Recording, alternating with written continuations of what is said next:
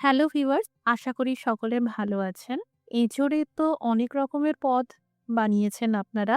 একবার এইভাবে এঁচোড় রান্না করে দেখুন। এঁচোড় দিয়ে যে এত টেস্টি আর অপূর্ব স্বাদের রেসিপি বানানো যায়, না দেখলে বিশ্বাসই হবে না। আমি এখানে এঁচোড়ের রান্নাটা একটু অন্যরকম টেকনিকে করলাম। আশা করছি আপনাদের ভালো লাগবে। নমস্কার বন্ধুরা, আপনারা দেখছেন মৌয়ের সাথে রান্নাবান্না। ভালো লাগলে লাইক দিয়ে শেয়ার করে দেবেন। আরও নতুন নতুন রেসিপির জন্য সাবস্ক্রাইব করে রাখুন। এখানে গোটা এঁচড়কে পরিষ্কার করে নিয়েছিলাম আর এইভাবে ফালি ফালি করে কেটে নিয়েছি। এবার জাস্ট ২ ভাগে কেটে নিতে হবে। প্রত্যেকটা পিস বড় সাইজ রাখবো। এঁচড় কাটার সময় ছুরি বা বটিতে আর সেই সাথে হাতে তেল লাগিয়ে নেবেন। তাহলে এই এঁচড়ের আঠা হাতে লাগবে না আর হাত অপরিচ্ছন্ন হবে না। এঁচড়ের পিসগুলো কাটা হয়ে গেল। এবার এখানে নিয়েছি ৪ টে পেঁয়াজ।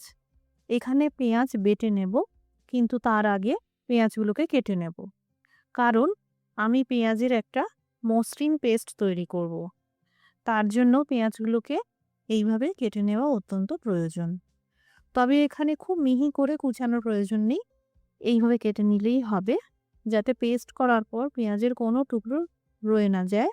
এই কেটে রাখা পেঁয়াজ মিক্সিতে দিয়ে সামান্য জল দিয়ে পেস্ট করে নেব। এই দেখুন পেঁয়াজের পেস্ট একদম তৈরি। এদিকে একটি পাত্রে জল ফুটতে দিয়েছিলাম। ১ চামচ লবণ দিয়ে দিলাম। এবার এঁচড়ের পিসগুলোকে দিয়ে কম আঁচে ঢেকে সিদ্ধ করে নেব। এই রান্নায় এঁচড় 100% অর্থাৎ সম্পূর্ণ সিদ্ধ করে নিতে হবে। এতটুকু শক্ত থাকলে বা কাঁচা থাকলে চলবে না। একটা ছুরির সাহায্যে এভাবে চেক করে নিচ্ছি এঁচড়ের পিসগুলো কত নরম আর সুসিদ্ধ হয়েছে। এবার একটা ছাঁকনিতে করে ছেঁকে নেব। এদিকে কড়াইতে দিয়ে দিলাম ২ চামচ মতন তেল। গোটা মশলায় দিয়ে দিলাম একটা দারচিনি, একটা বড় এলাচ, সামান্য গোটা গোলমরিচ। এবার ভেজে নেব আদা রসুনের পেস্ট। এখানে আমি ২ চামচ আদা বাটা আর তার সাথে ২ চামচ রসুন বাটার ব্যবহার করেছি। এই মিশ্রণ ভাজতে ভাজতে যখন শুকনো হয়ে আসবে, দিয়ে দিতে হবে ১০০ গ্রাম চিংড়ি। বেশ ৪ থেকে ৫ মিনিট ভেজে নিতে হবে। ভাজা হয়ে গেল। এবার এই মিশ্রণ একটা পাত্রে তুলে নেব।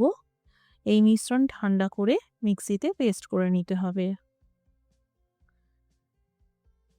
এবার দিয়ে দিলাম কড়াইতে আরেকটু পরিমাণ মতন তেল আর সেই সাথে ২ চামচ ঘি।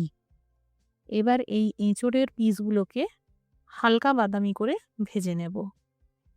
খুব লালচে করে ভাজার প্রয়োজন নেই, জাস্ট হালকা করে ভাজতে হবে। আর যেহেতু এঁচড়ের পিসগুলো খুব নরম আছে, তাই সাবধানে উল্টে পাল্টে ভেজে নিতে হবে। এই পর্যায়ে হাই ফ্লেম থাকবে। এঁচড়গুলো ভাজা হয়ে গেল, তেল থেকে তুলে নিলাম। এবার বাকি এঁচড়গুলোকেও একই রকমভাবে ভেজে নেব। এবার অবশিষ্ট তেলে দিয়ে দিলাম এই পেঁয়াজ বাটা। যেহেতু পেঁয়াজ বাটার সময় জল দিয়েছিলাম, তাই বেশ ৫ থেকে ৭ মিনিট মতন ভেজে নিতে হবে, যাতে এই ন্যূনতম জল ভাগটাও চলে যায়। যখন দেখবেন এরকম চারদিক থেকে তেল আলাদা হতে শুরু করেছে, দিয়ে দিতে হবে উঁচু উঁচু করে ২ টেবিল চামচ টক দই। টক দই মেশানোর সময় আঁচটা বন্ধ রাখবেন। যখন ভালো করে টক দই মেশানো হয়ে যাবে, তখন আবার গ্যাসের ফ্লেমটা অন করে দিতে হবে। মাঝে ঢাকা চাপা দিয়ে দিলাম, এতে ভাজাটা তাড়াতাড়ি হবে। বেশ ৫ মিনিট মতন ভেজে নিতে হবে। এবার দিয়ে দিলাম কাজু বাদামের পেস্ট। এখানে ১ মুঠো কাজু বাদামের সাথে ২ টো কাঁচা লঙ্কাকে পেস্ট করে নিয়েছিলাম।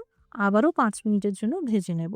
যদি কাজু বাদাম না থাকে, তাহলে আপনারা চিনেবাদাম, মগজদানা বা পোস্তর ব্যবহারও করতে পারেন। এই ভাজার সময় দিয়ে দিলাম স্বাদ মতন লবণ। একদম শুকনো করে ভেজে নিতে হবে। এবার এই পেস্ট করা চিংড়ির মিশ্রণটা দিয়ে দিলাম। আরও ২ মিনিট ভেজে নেব। এবার দিয়ে দিলাম ১ গ্লাস গরম জল।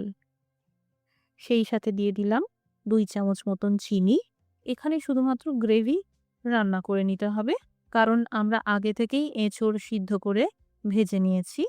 জোর আঁচে ঢেকে ৩-৪ মিনিটের জন্য রান্না করলেই হবে। এই দেখুন গ্রেভি তৈরি। আঁচটা বন্ধ করে দিয়ে দিলাম ৩ থেকে ৪ চামচ মতন গোলাপ জল। এই গোলাপ জল পুরোপুরি অপশনাল, তবে যদি হাতের কাছে থাকে অবশ্যই দেবেন। এরই সাথে ভাজা এঁচড়গুলো দিয়ে ভালো করে মিশিয়ে নিলাম। সবশেষে ২ চামচ ঘি মিশিয়ে দিলাম। এবার ঢাকা চাপা দিয়ে ৫ মিনিটের জন্য এইভাবে স্ট্যান্ডিং টাইমে রেখে দিলাম। তৈরি হয়ে গেল এঁচড়ের আমিষ রেজালা।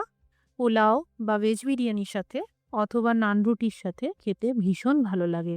এঁচড়ের এই ইউনিক রেসিপিটি অবশ্যই বাড়িতে ছুটির দিন হোক ট্রাই করবেন। বাড়িতে বানালে কমেন্ট করে জানাতে পারেন কেমন তৈরি হলো। আজকের রেসিপিটি দেখার জন্য অসংখ্য ধন্যবাদ। সবাই ভালো থাকুন, সুস্থ থাকুন।